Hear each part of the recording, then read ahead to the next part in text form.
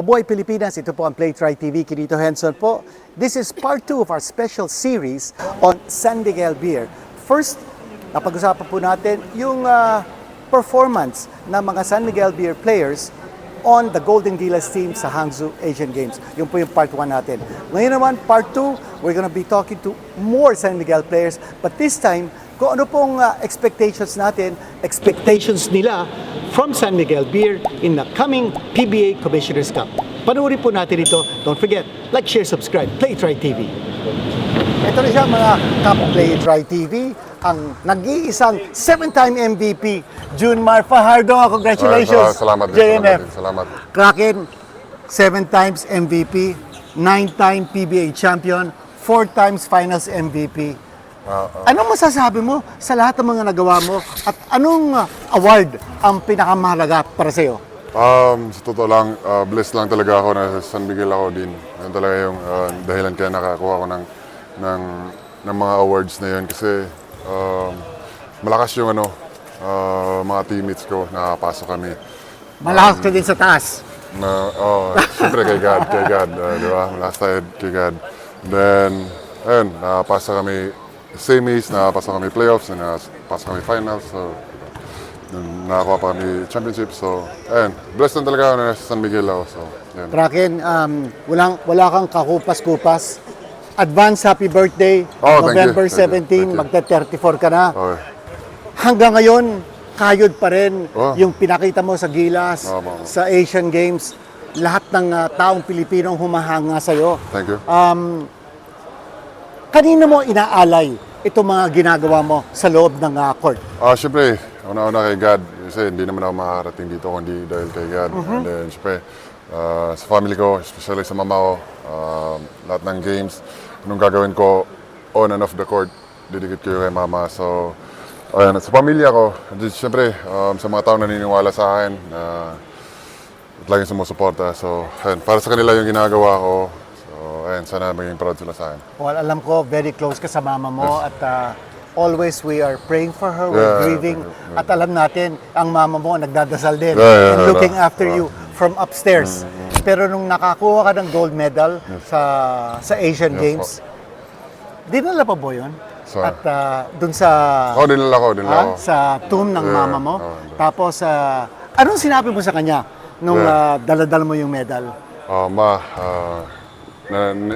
Nidaog tao gold. So para imuha ni wish na ko na masulob din ako sa imong nakakakalibot.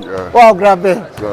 Sulob na ako sa imong liog ang medal, pero kabalo ko nga proud kay ka, ikaw Lolo, tiabi ka, itong nagtanaw mo sa kuha karon. So para sa imo ni unsa pa may ato ma-achieve para sa imo gyapon. Wow. Sa Asian Games sa JMF, yung 18 points na ginawa mo against Iran, sobra yon. Ang ginawa mo doon, binuhat mo yung Gilas sa dalawang balikat mo at magandang resulta. Bakit sa tingin mo, maganda yung galaw at saka yung chemistry ng team? Siguro, maganda yung ni Coach Team, maganda rin yung sistema ni Coach Team. Ayun, maganda yung pinractice namin, maganda yung preparation namin. So, ayun, yun siguro na lumabas sa game. Huling question, JMF. Ito, Commissioner's Cup ng PBA. Maraming mga magagaling na import, maraming mga NBA players. Kayo, meron din kayong magaling na import. Sa tingin nyo, gaano kalayo ang mararating ng San Miguel Beer dito sa conference? Sa kami, yung preparation namin, maganda naman yung preparation namin. Gusto namin makaabot sa finals, pero yun nga, sabi ni Coach George, one game at a time muna, huwag muna kaming mag-isip ng malayo kasi mahaba yung conference, mahaba yung marami pang games, so one game at a time muna. So, okay, maraming salamat, JMF, the Kraken, Junemar Fajardo, 7-time MVP. Congratulations, gold medalist, Asian Games. Salamat po. Thank you. God bless din. More power din. Thank you. Okay, kasama natin ngayon si CJ Perez. Pag-usapan natin Asian Games. CJ, grabe yung nangyari sa Hangzhou. At ang daming challenges. First practice nyo, hindi nga natuloy. Ano ba nangyari doon? Talagang ang hirap ng daan nyo. Actually, yun nga, mahirap nga yung pinagdaanan namin. And syempre, yun nga, pagdating namin, walang bola, yung court na pagpupracticean, hindi siya, parang open court siya. So parang si Coach Sim, sobrang pissed off na. Kaya umuwi na lang kami and nag-dinner na lang kami together. Pero yung experience mo sa Asian Games, CJ, kaiba. 2 beses ka na laro sa FIBA World Cup, pero itong Asian Games, how different itong experience mo sa Asian Games doon sa experience mo sa World Cup? Kung tutuusin, for sure naman mas mahirap talaga kuhanin yung panalo sa World Cup. Pero yun nga, mas mahirap din yung Asian Games kasi yun nga, madami talagang yung mga teams, talagang naghanda sila. And kami parang nabuo lang, dumating ako sa team parang 4 days lang bago umalis na.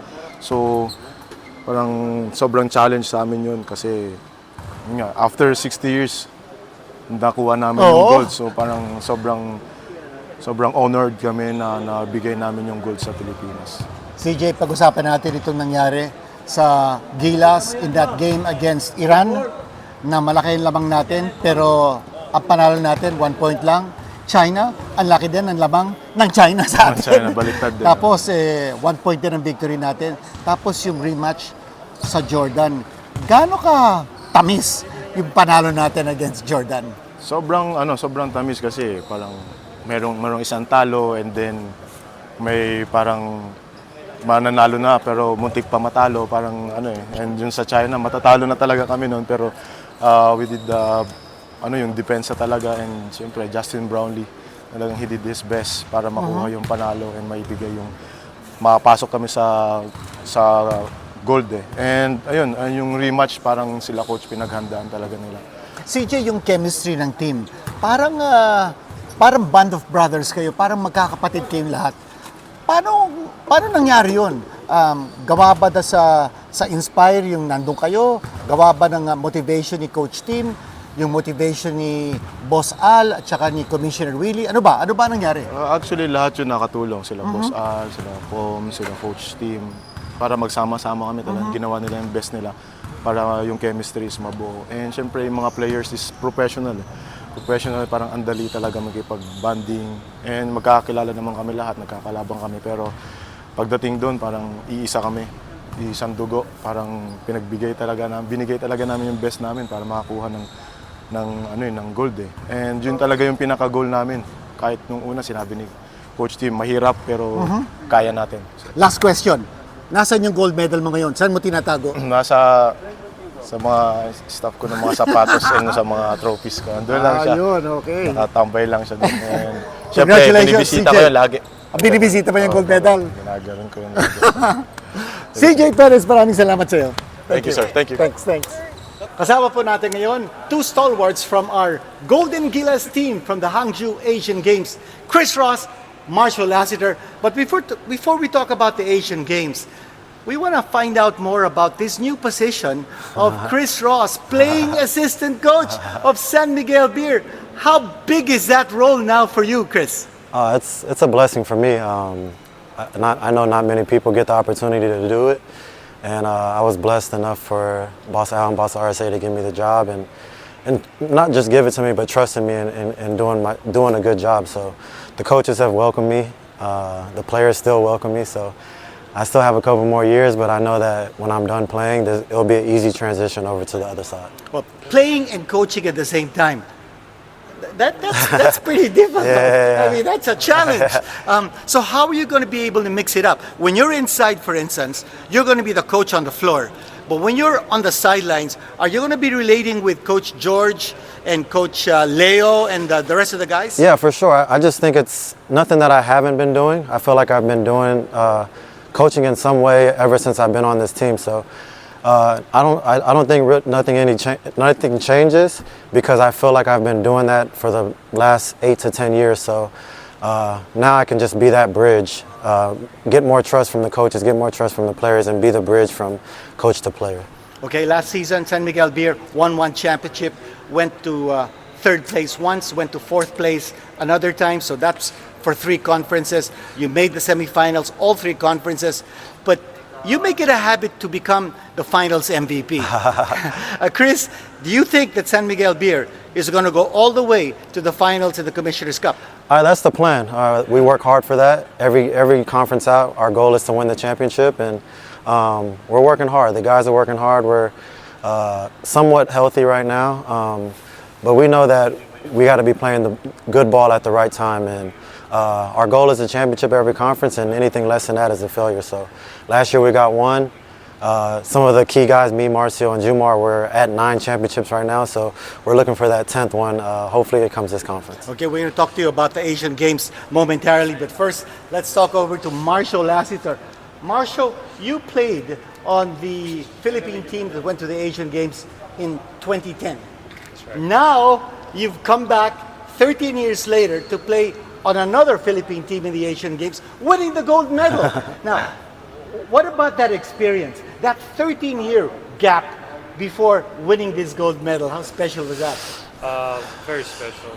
To come full circle, so to speak, and just knowing that my first stint on the Asian Games left a sour taste, you know, just wanting to, not sure if I'm ever going to be there again on the Asian Games, or, you know, if we could ever be at that spot, but to come full circle and to be in that position, to capitalize the goal in so many years, 61 years, it's an incredible feat and just something that I'm truly blessed and honored to achieve. Well, Marcio, this particular team in the Asian Games went through a lot, and in fact, you were a late replacement. An addition to this team, but certainly a welcome addition, let me say. But because of the lineup changes, because of the confusion as far as the organizers were concerned and what they would allow and what they would not allow, when you came into this team, what were your expectations? Did you think that this team had a chance to even win a medal? I mean, we come into each game knowing that, you know, when we first set our sights on it, it's going to be obviously the medal, but we couldn't look that far ahead. We had to look at what we have, the pieces that we have, and how can we get this collective group together. It was great that, you know, Coach Tim is an experienced coach and he can put a lot of guys together, and we got a veteran leadership from us. I have so much experience in the national pool, and Chris is a well-established player, and Junemar, and all these guys, knowing that we can be at our highest level, is to do it unselfishly, and that's what we did. We bought into the system, we bought into the style of play we need to do, and from there we just slowly, gradually kept learning. You know, we had our bumps in the road, but we knew that wasn't going to phase us. So I knew we all knew we had a special group. We just knew how we can put it together. Well, you talked about experienced leadership, and talking about experienced leadership, let's talk to this guy again, Chris Ross. Talking with head coach Tim Cone, he said that you contributed immensely towards the bringing up of the morale level of this team. How did you embrace that role, Chris? And what were you telling the guys, especially at halftime of the China game when we were down by 18 points? For me, it wasn't me doing anything different. It was just being myself. I feel like I've been in a leadership position for a while now, and actually the first day when I came to camp at Inspire, Coach Tim made me co-captain with Japin, and it was a surprise to me because it was my first day there. I was a replacement, and just to have that type of trust from Coach Tim naming me co-captain, it was shocking in one, but it was in another way. It was just me go out and do what I do.